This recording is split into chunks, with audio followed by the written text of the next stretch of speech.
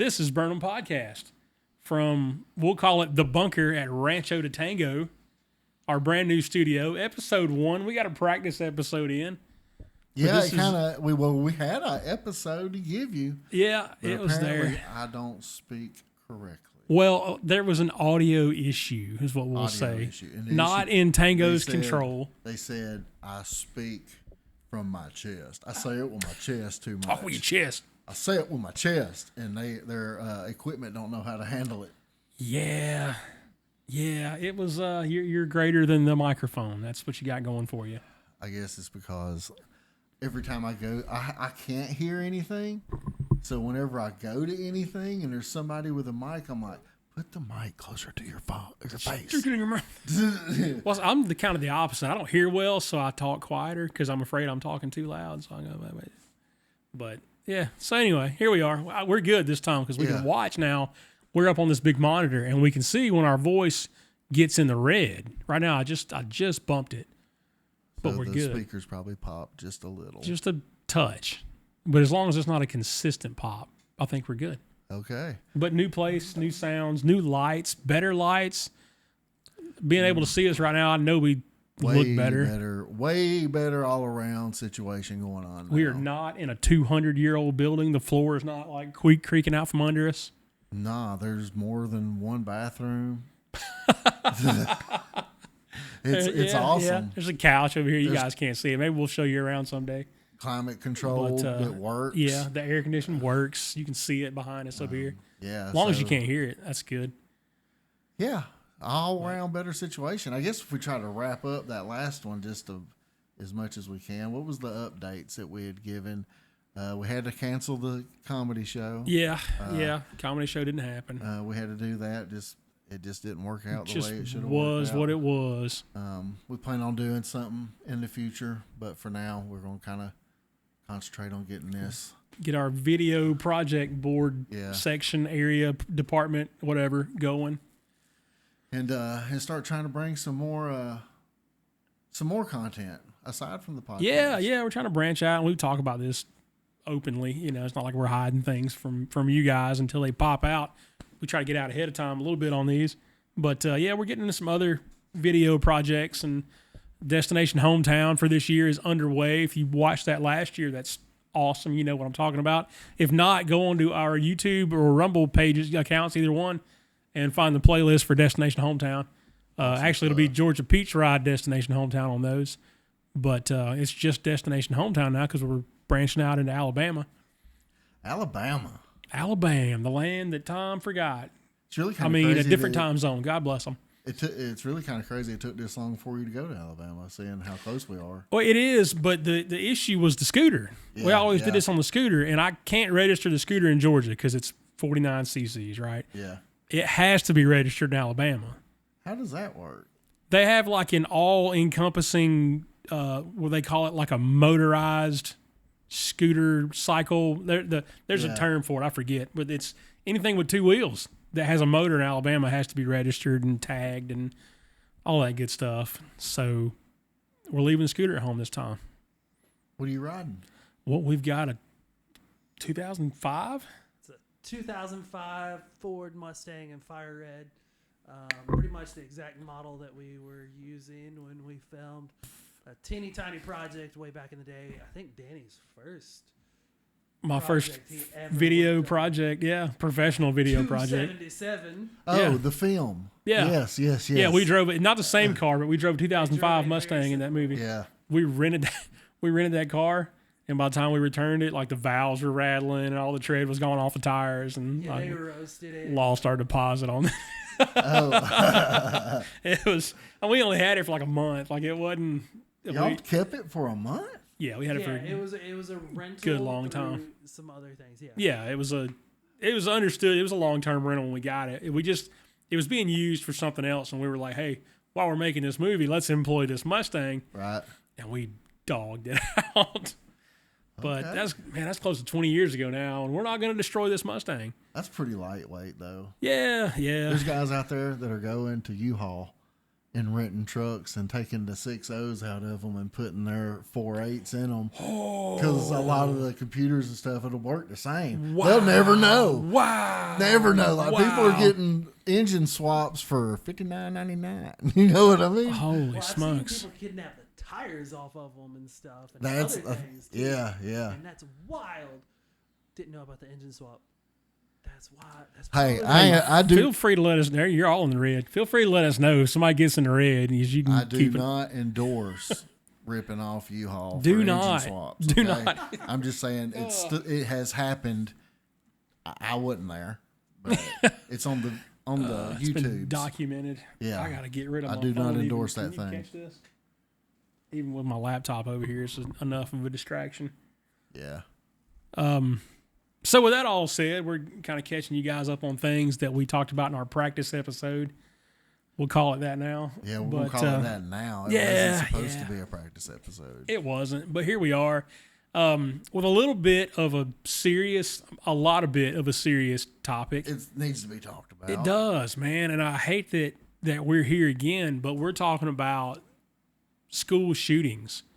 You know, we're here in Georgia. We're in Northwest Georgia, and then over in northish, eastish Georgia, Barrow County, earlier last week.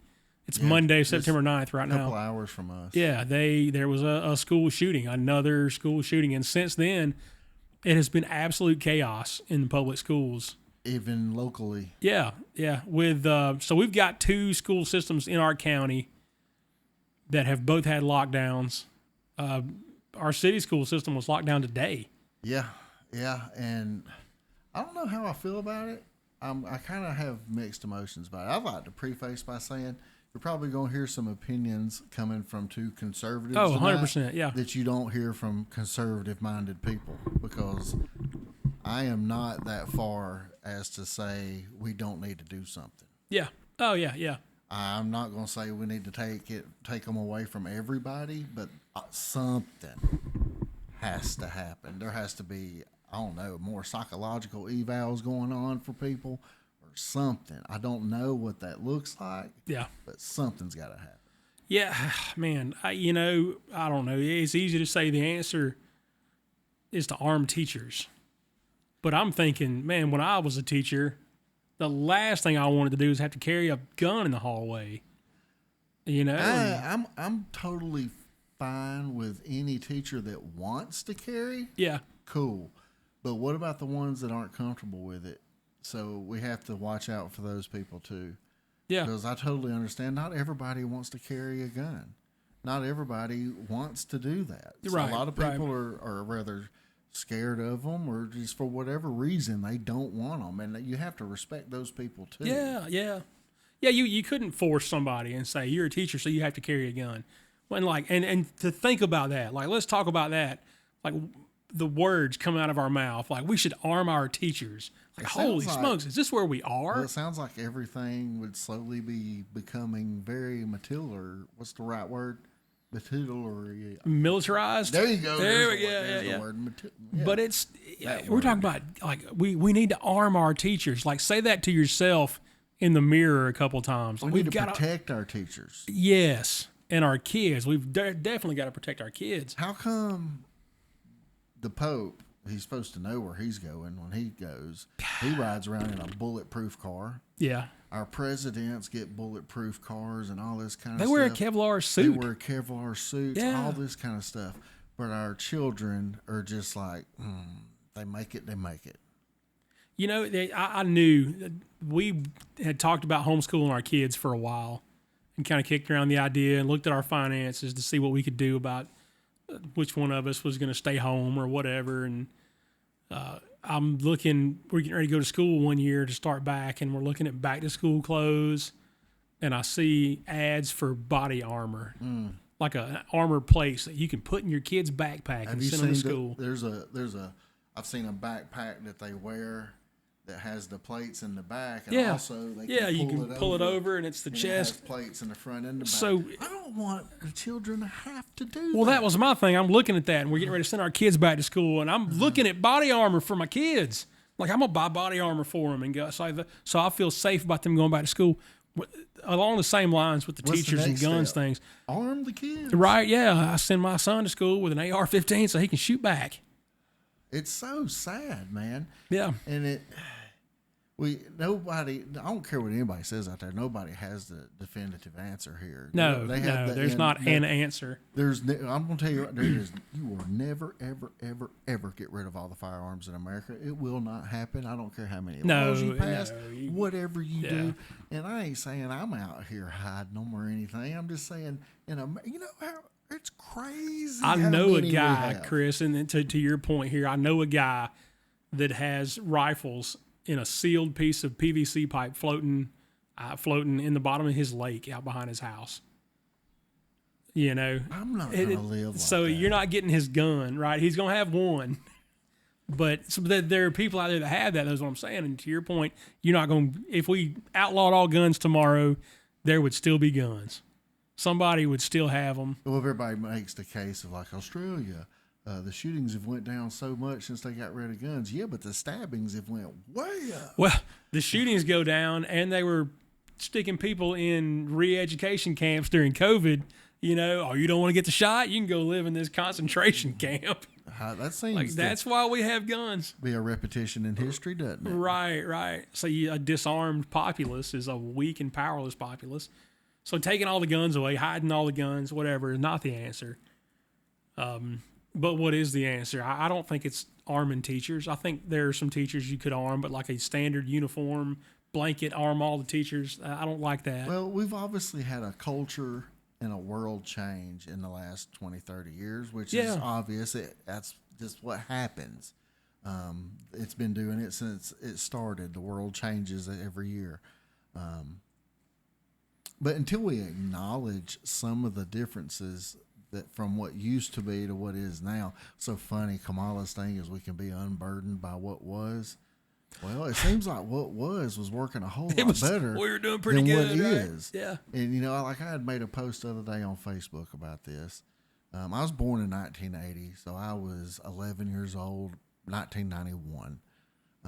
It was rather Christmas of 91 or 92. All I wanted for Christmas was a shotgun. Yeah. I had got moved from the rough and tumble streets of downtown Rome to a trailer in the middle of a cow pasture in Cartersville. So now I thought I was a country boy. And I got that shotgun for Christmas. And so did two other guys that lived like in houses down the road from me. We all got 12-gauge shotguns and was let loose with them like they were BB guns.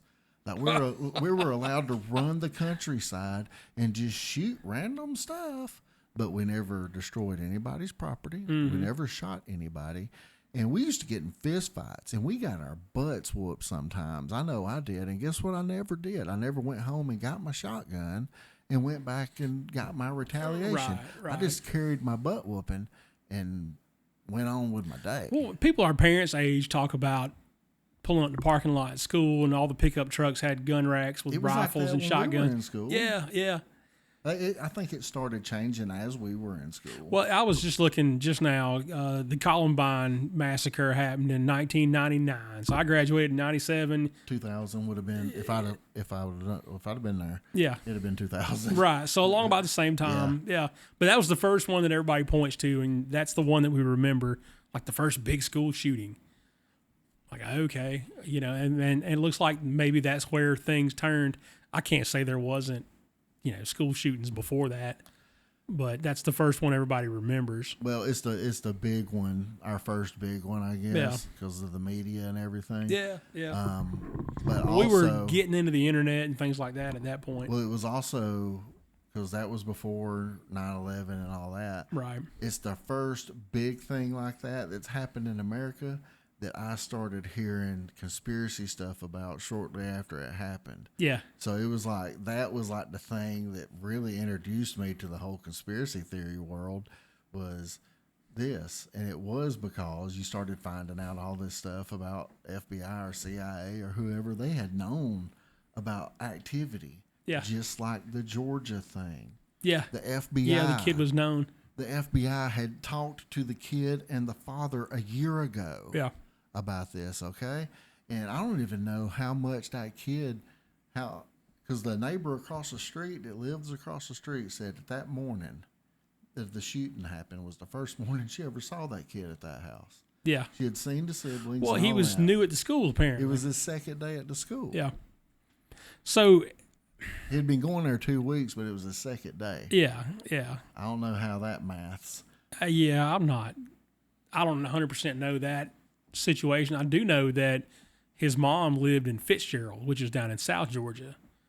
So there are a couple of common themes with these shootings, right? And one of them is people want to say all these kids that do these school shootings are on SSRIs, they're on antidepressants, they're on, whatever kind of psychotropic drugs. Psychotropic, is that the right word? Yeah, that's right. I don't know. What you say? It's psychotropic. yeah. Okay, whatever. We can Google it. But so that's what everybody points to. Like Marjorie Taylor Greene made a big deal about one of these shootings, or a lot of them, I guess. And they're like, "Hey, all these kids are on all these medications, and maybe that's something we ought to look at. Maybe it is something we ought to look at." I looked up earlier today in researching and getting ready for this different studies, and there are studies that were like, "There's no correlation between SSRIs and school shootings," and then this other study says there are all these correlations between SSRIs and school shootings. So it's going to be, it's the media conundrum that we live in now. Like, which media do you trust? Which one of these studies would you look at and go, well, that's NPR and that's Associated Press. So which one is, credible or not or whatever? Well, I know for a fact, like, I don't know if the medication I'm on is considered that, but I know I've known people that were on SSRIs. Yeah. And they never went and shot up a school. Yeah. You know what I mean? And it's like, so I think there is some obvious stuff going on there. Like, the medication may have something to do with it. Yeah. It may very well have something to do with it. There's a lot of common themes in these families, it seems, too, though. Like, a lot of broken homes. Okay, and that's where I was going next. Yeah, a lot of broken homes. Yeah. A lot of bullying. Mm-hmm. And let's talk about bullying for just a moment. Roll it out. I don't condone bullying, because if you bully my kid, if my kid can't whoop your kid, then I'm coming to your house to meet you, because I need to find out what made this. Yeah. But I think it's natural to have a certain amount, because, I mean, it's just human nature to have some kind of competitive whatever.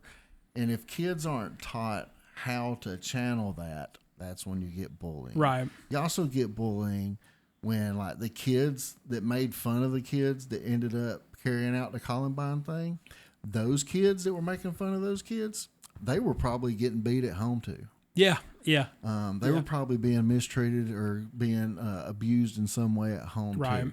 So it's like, yeah, bullying's bad, but there's a reason the kid is bullying. Yeah. So it all goes back to the parents every time. You can take the guns, you can take the medication, you can take all this stuff. Yeah. But if the parents aren't parenting, the kid is just going to soak in whatever from the world and do whatever. Yeah. When you leave these kids to raise each other is essentially what happens. Yes. And that's terrible, because their brains aren't fully developed yet, and at 16, 17 years old, the decision-making parts of your brain aren't solidified until you're, as a male, until you're 25. Yeah, they say up till 26. Yeah. And, well, okay. Well, so that's a scientific fact. Yeah. Okay. Yeah, I'm not a doctor or anything, but But that's, that is, I mean, that's I've a read, thing. I've Google read it. Look it up. Go Yeah. look it up, Google it, whatever.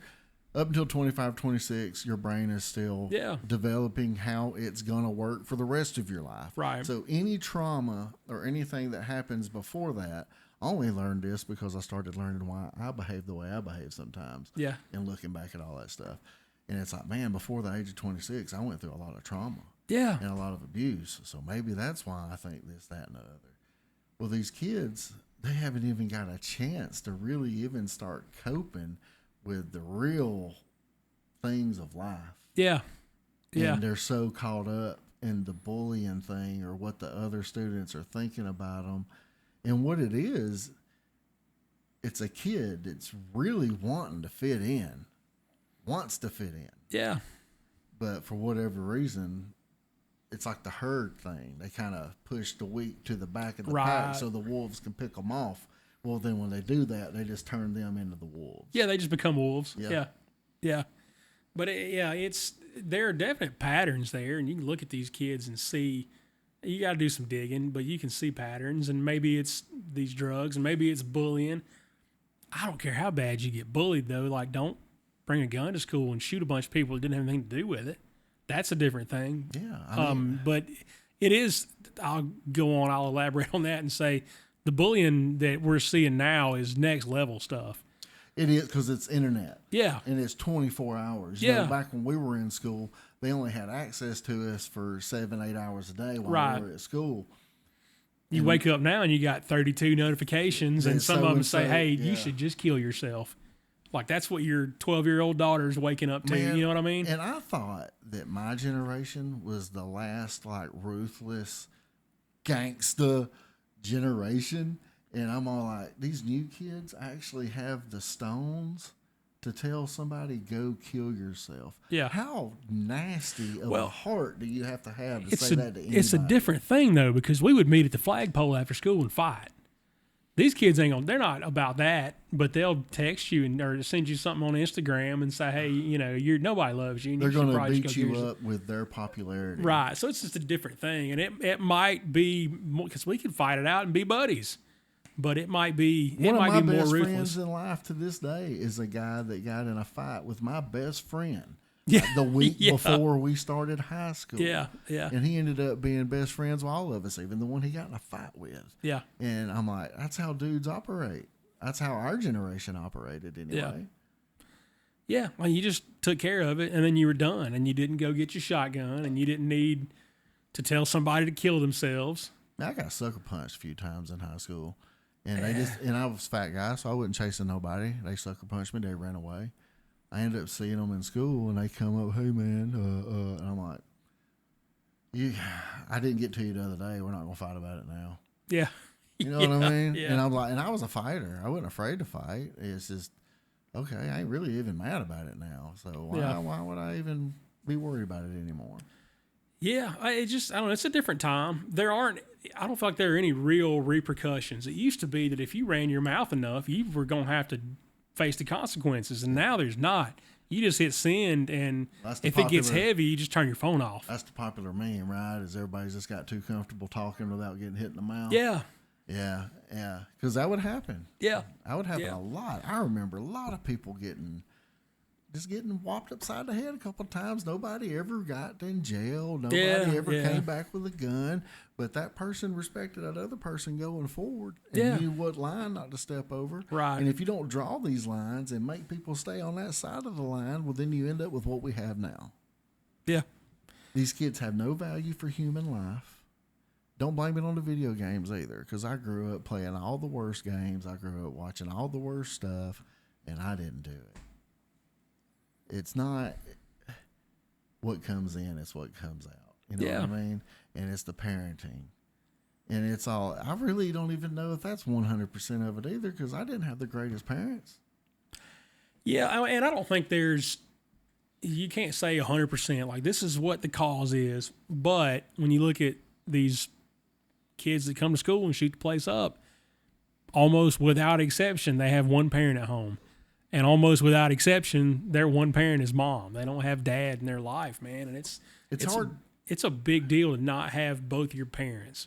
And I know we as believers, our first response is, gotta get Jesus in the home. Yeah. And it's like, of course, yes, that's the truth. We need to get Jesus in the home. But it's like, when I was growing up, that Jesus wasn't in my home. You know what I mean? Like, he was there, but he wasn't acknowledged. So I'm all like, well, what kept me from doing it? Because I had all the same conditions that these kids that are flipping out over doing now. Mm-hmm. And so did a lot of the guys I grew up with, had the same conditions. I grew up in a house where guns were everywhere. They were laying on tables. They were everywhere. You know, and we all know the story about my parents, so, you know, it didn't work out too great for them. But nobody ever went and took it out on a school in a public place. You know what I mean? Yeah. Yeah. It was the respect for other human life. Right. Well, that's what I think now is the difference, like we were talking about a second ago, and there's a detachment from humanity now, because I can get on, I've got Facebook pulled up right here, I can go on there and say whatever I want. And Facebook might take it down, but it's going to be up there long enough. If it's crazy, somebody get a screenshot. Yeah, go to X and say whatever you want. Yeah, you can go on X or Instagram or Threads or wherever and just say things. And there's a detachment. There's no humanity in that. People will say things, and we go back to getting punched in the face for something you said. You know, there just are no consequences. So there's that detachment from humanity and really from reality. Because we feel like there are two separate worlds now. There's the internet, and then there's real life, where you would never say the things that you just said on the internet this morning, especially to like random strangers and, you know, all kinds of craziness that you see online that people talk. That wasn't a thing then. And now we get brave, and we just say all kinds of stuff that, I don't know, we wouldn't say to somebody's face.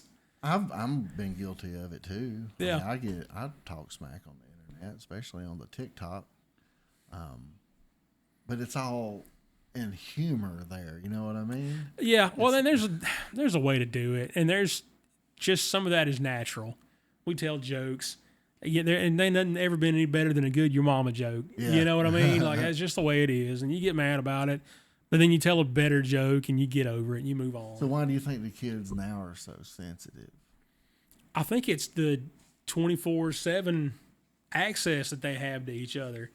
Like, it's stressful. If you could ever separate yourself from your phone for a day, or from any kind of screen or news intake or whatever, you'll realize that your stress level is lower. Yes, I remember when we were in school, when summer break came, there were some friends that you wouldn't speak to again until school started back. Yeah. You know what I mean? Like, you had your close little knit friends that you get your parents drop you off at their house. You had their phone number. You'd spend a whole summer on the phone with them. Right. But there was some, and a lot of people you really liked it too. And, people you thought were as friends. Yeah. We're buddies. But on the other side, the bullies, you know, whatever. Yeah. You didn't have to see them for a whole summer. Well, you're right. Now it's 24/7, 365. If your child chooses to participate in social media, there's going to be a chance of this happening. Yeah. I don't think social media is the only place it's happening. No. I think that things have got so out of hand at school, and this political correctness stuff is taking over so much that the teachers are left where they can't do anything to the kids doing the bullying. Well, they can't. You can't say, if I send you a nasty text message at 1 o'clock in the morning, you can't go to school the next day and tell them I sent you a nasty. You can tell them. They can't do anything about that. It happened at 1 o'clock in the morning on a Saturday. You know, we weren't in school. Maybe it was July.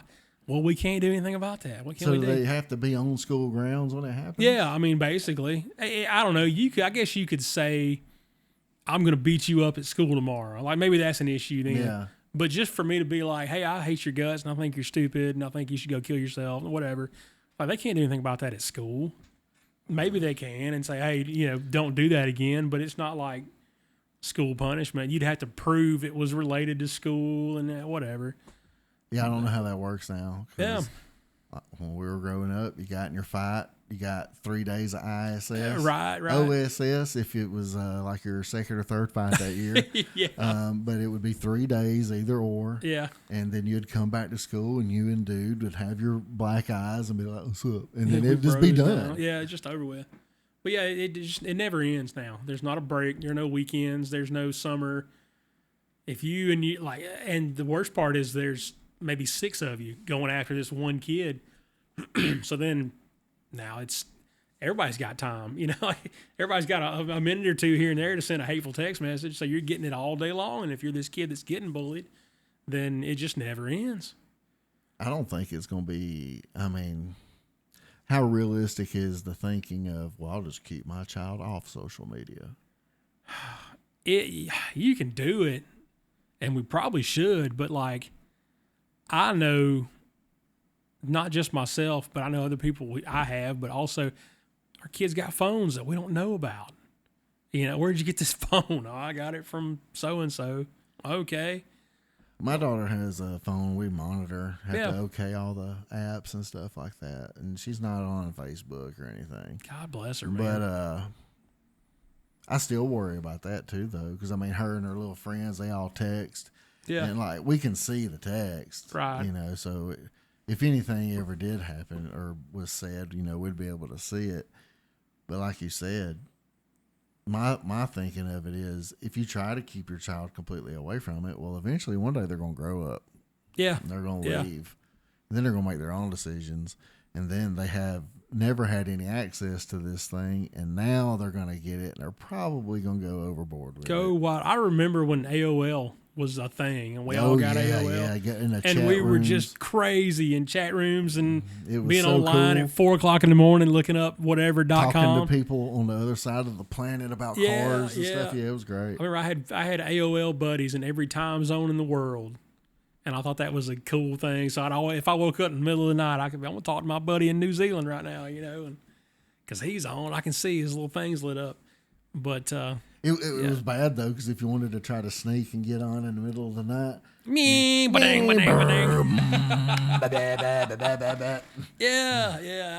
dial up made it tough. But I mean, remember just how out of control it was. Like, I can't get enough of this. I gotta, the dopamine, whatever. You're just trying to soak it all in.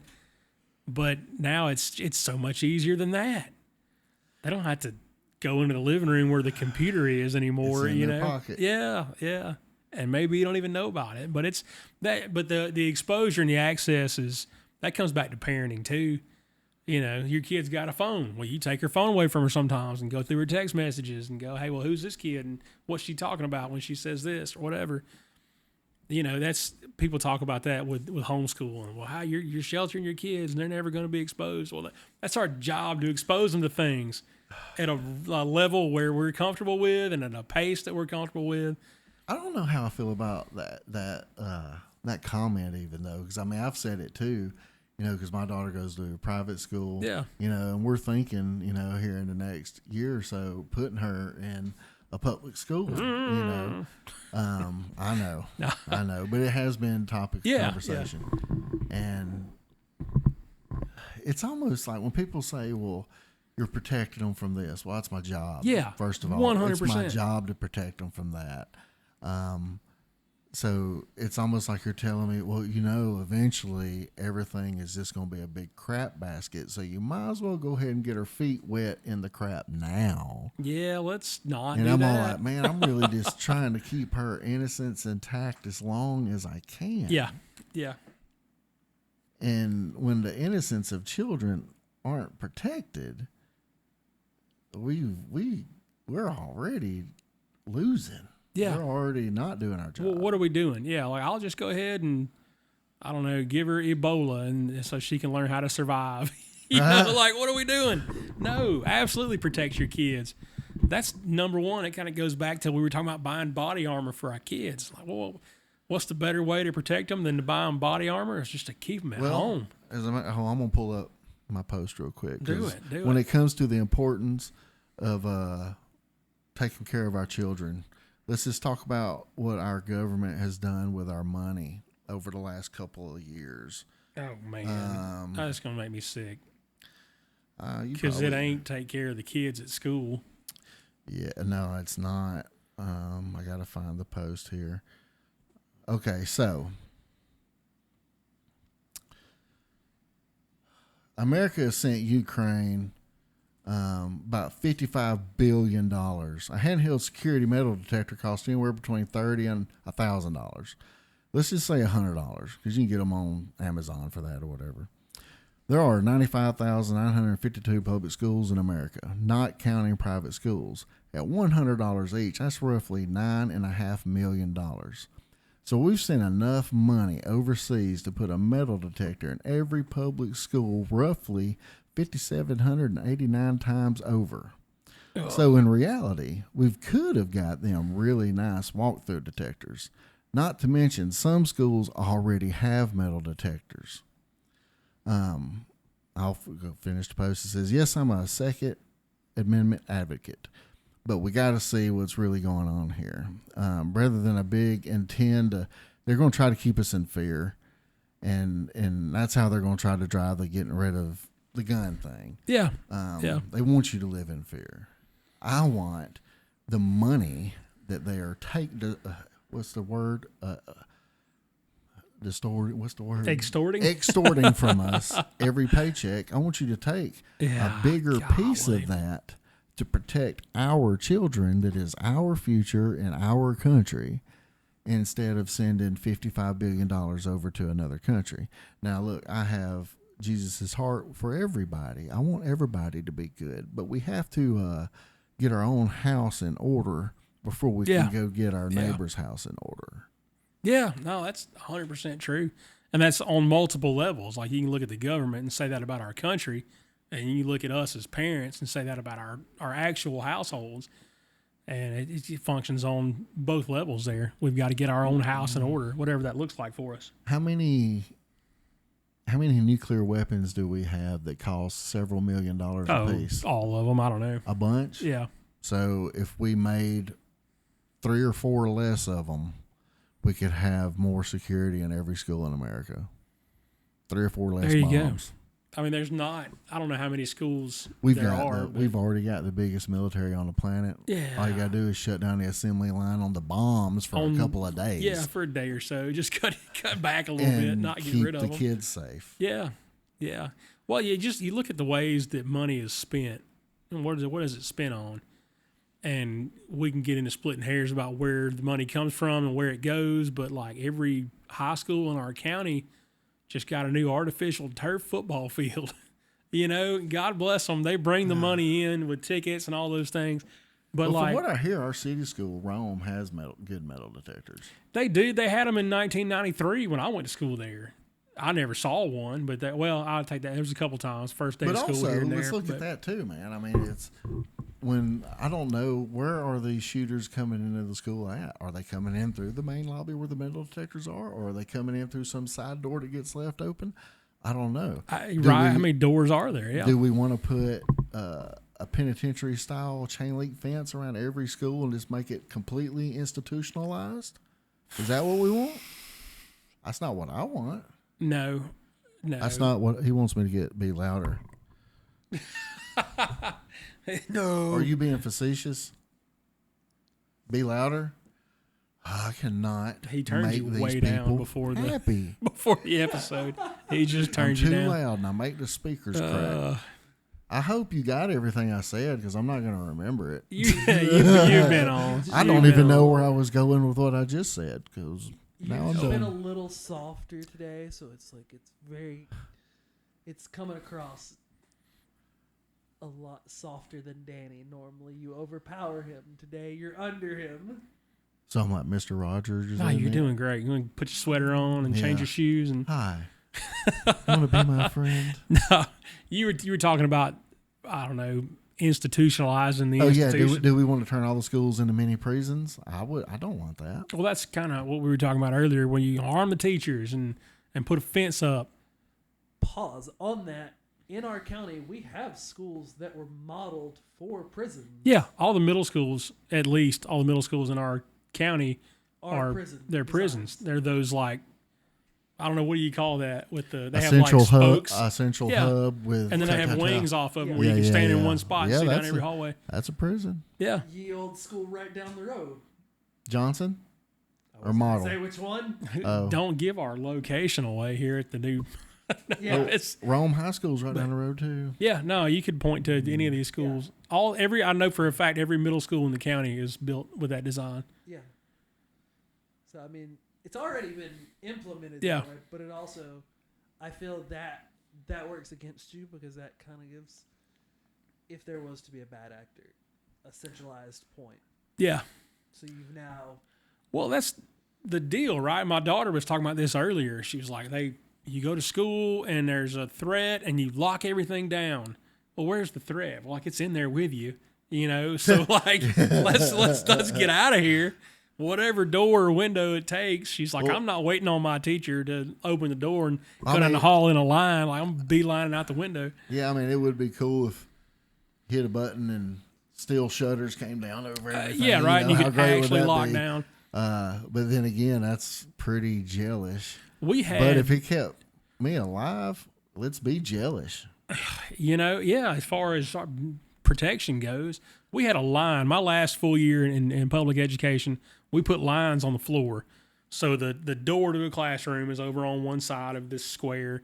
So you can look in the door and you can see, 50% of the classroom. Yeah. Just based on angles and things. So there was a line on the floor, and we would have drills where everybody would get up and move over, and we would push all our desks over in front of the door, and everybody would stand behind that line and hope the guy with the gun couldn't see us.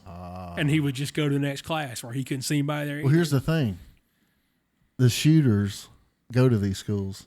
Yeah. They know the procedure. Right. Well, that was my daughter's whole point. So if they're all they're all standing right there. Yeah. Tap. I'll just bounce it off this wall or whatever. Yeah. Or just shoot through the door. Yeah. Because most of the doors are made out of wood or whatever. Right. Because he's done these drills before too. Yeah. Yeah. Yeah. I don't know. That's so. Do you lock everything down with the guy in the building? Let's look at this side of it. What could have prevented the one in Georgia?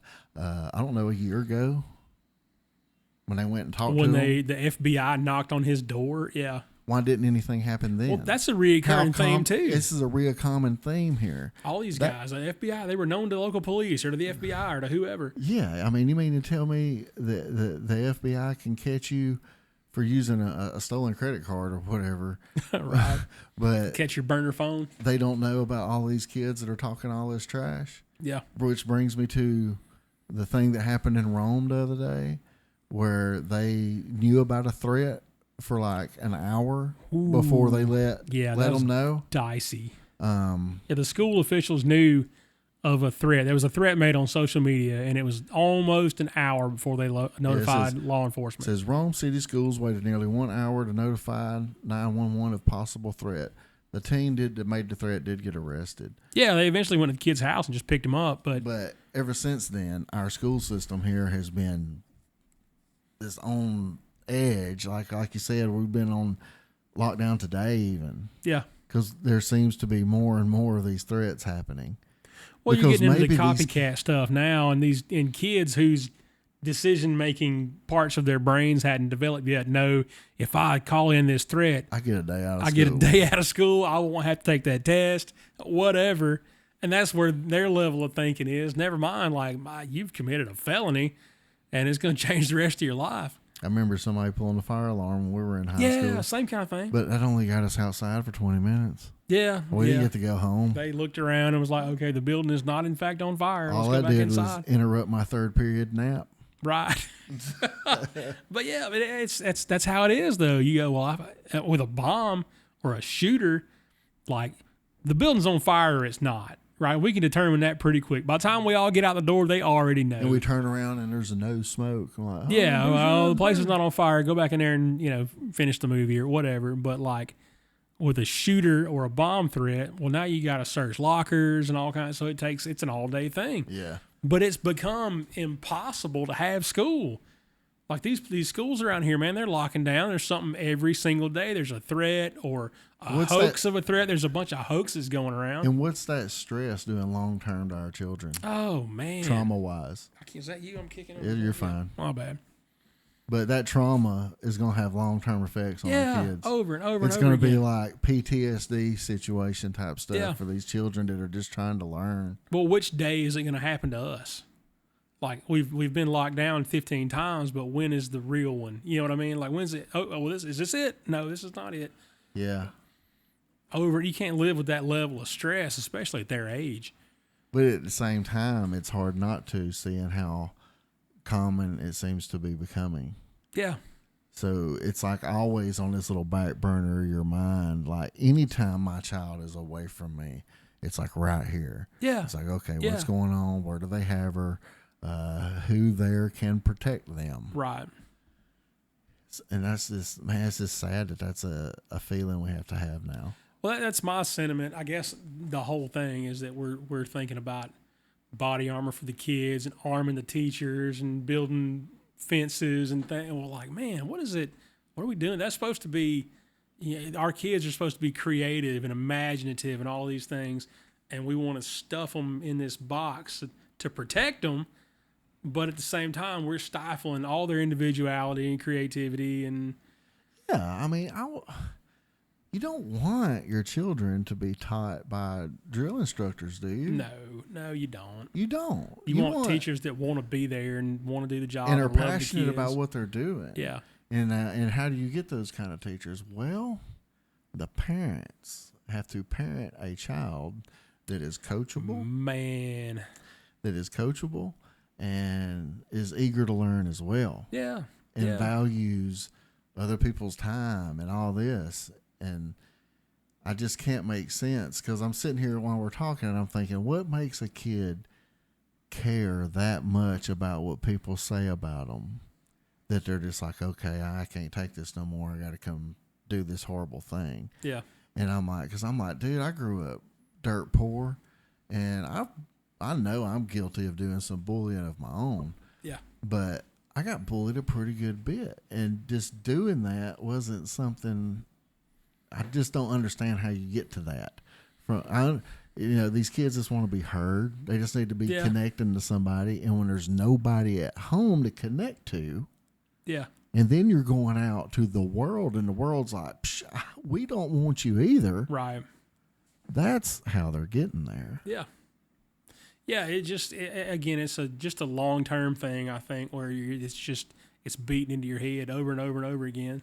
And eventually you believe the things that you hear because you've heard it 100 times that nobody loves me and, whatever. And that might be true in some cases. Well, there are kids that don't have anybody to love them, and that's tough. Yeah. That's tough. And when the bully's dialogue becomes their inner dialogue. Yeah. It's the voice that you hear. Yeah. That's just what you hear all the time. Yeah. But that underscores the importance of strong, godly, biblical parenting, right? And I've got a lot of respect for you in that as a person who has been through divorce. Yeah. You said on a podcast we did a long time ago, you said we knew, I know this is not what you want for marriage, but if it was, what would it look like? Yeah. So being still that active role model, that person that your child can look up to and being a good parent in spite of a less than ideal circumstances. Yeah. That goes a long way. You never know what life's going to throw you. Yeah. Divorce or whatever. And there's going to be some stuff that happens that are out of your hands. Yeah. That may not be the biblical way to handle things. And at that point, the only thing you can do is, okay, what can I do in this situation? Yeah. What's the biblical way to come back from that? Yeah. How do I redeem my part of this? Right. And it's not going to be done out of hate. Yeah. Hate against hate is just going to give us some more hate, Yeah. I want my child to be happy. So I need her to be happy when she's with her mother. So me and her mother can't be battling. Yeah. You know what I mean? Yeah. It just drives me crazy is people that think it's okay to battle with their baby mama, baby daddy, or whatever. Yeah, that's not good for anybody. What kind of example are you setting for your children? Yeah. No, that's not good for anybody. And it's, I don't know. It speaks a lot of your character, that you're still the kind of parent you are. When I'm sure it'd be easy to just fight with your ex all the time, like for anybody, And I don't think it would be. I mean, that's stress. That's just more stress. I don't. Yeah. But I mean, the bullying thing we're talking about, where you got your own stuff going on, so I'll just dump it off on her because she's whatever. But nah, man, because anything I do to her affects my kid. There you go. There you go. So I don't dabble with that. That's just... So even looking at all these people who were in a single parent home, it could still be okay. It's not ideal. We're wired to have both of our parents in the house with us, but a lot of folks don't these days. But it could still be okay. Maybe I just got the bare minimum to not be that. I don't know, because I mean, my dad wasn't very, very active. I knew my dad okay. My stepdad was more active, but he was also the one that left guns all around the house and taught me everything I know about guns. I'm thankful for that. I was taught to respect them, not to fear them, but to respect them. I think that's the difference. Is the world now, just in general, seems to be getting really, really afraid of guns. Yeah. And I understand when you don't come from that background and it's just not a part of your daily life. To you, it doesn't seem like a big deal because you've lived your whole life without it. Right. So I want to I know that that's the way of thinking, and there's nothing wrong with that. You know what I mean? There's people that grow up and never need them or whatever. And it's like, okay, that's cool. That's awesome. But until you can prove to me that we can get rid of all of them, I'm going to hang on to mine. Yeah. You ain't getting the one out of Buddy's lake out there. That's I'm going to not be going to tough. hide them in a lake. Yeah. No, I'm not. I don't have a lake. I don't have a lake. Yeah. Well, that's the main thing that keeps me from hiding them in a lake. Is I ain't got a lake. One. Yeah. Uh-huh. Well, Luckily, man, I lost most of mine in a boating accident. that's what they say, right? That's always. But I'm also not one of these people that just freak out about it and store up stuff. I'm just not one of them people. No. I can't afford it. Tango, are you getting? Attacked You feeling by convicted over there right now? No, if I can afford it, it'd be one thing. But it's all like I think ready to go. I think that's the government's plan. It's like we don't have to get rid of them. All we have to do is starve them. Eventually, they'll shoot all their ammunition at each other and all that, and then we'll just swoop in and win them over with a bowl of porridge. Yeah. Here's your mush. Stand in line again tomorrow. Yeah, it's gonna be about a year and a half, 2 years before I have to go for the mush line. Tango's piled up. You better not ever disclose on this show where you live. I know. People will be knocking on your door trying to get in on your. Luckily, Rancho de Tango is rather secure. It is pretty secluded. Not Well, there's about 30 cameras.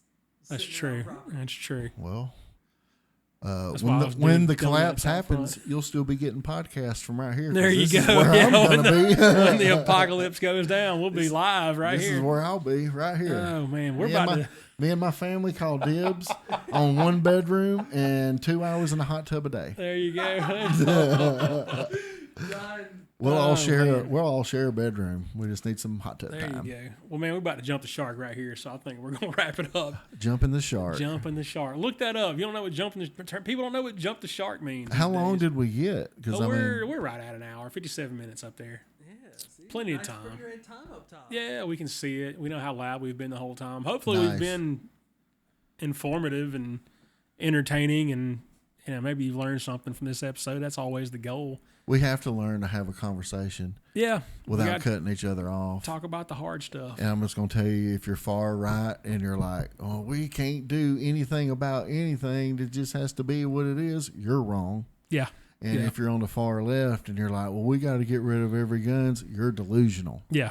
That's So- not reality. There has to be a common ground. I am all for common sense, like psych eval something. Yeah, You know there's what I mean? answers. There's answers. We just have to be willing to sit down and have that conversation Yep. without immediately going, it's my way or nothing. That's it. But it's coming my way right now. We're wrapping this thing up. Bye. God bless you guys. We love you. See you next time.